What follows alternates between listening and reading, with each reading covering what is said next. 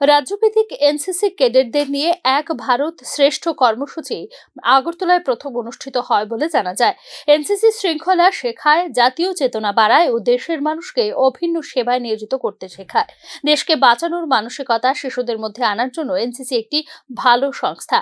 এক ভারত শ্রেষ্ঠ ভারত ক্যাম্পের অনুষ্ঠানে বলেছেন রাজ্যপাল, একজন সুনাগরিক হওয়ার জন্য এটি প্রথম ধাপ। আগরতলার এই ক্যাম্পে দেশের বিভিন্ন প্রান্ত থেকে অংশগ্রহণকারী ছাত্রছাত্রীদের ভাষা ও সংস্কৃতি আলাদা হওয়া সত্ত্বেও তারা এই ক্যাম্পে অংশগ্রহণ করার ফলে কৈশোর বয়স থেকে এর একটা সুপ্রভাব তাদের মনের মধ্যে পড়বে, আর এটি দেশের জন্য মঙ্গলজনক বলে মন্তব্য করেছেন রাজ্যপাল। এনসিসিতে যোগদানের জন্য তিনি রাজ্যের যুবদের উৎসাহ দিয়েছেন। এনসিসির মতো যে কোনো কাজে ও শৃঙ্খলা ও দলের নেতৃত্ব দিতে শেখায়, তাই রাজ্যের ছাত্রছাত্রীদের এনসিসিতে যোগদান করার আহ্বান জানিয়েছেন রাজ্যপাল।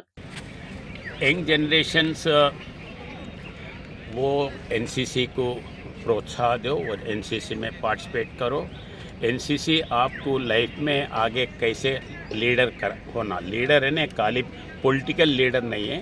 आप जिसी में भी काम करते हैं उसमें एक आगे रहने का एक लीडरशिप होता है।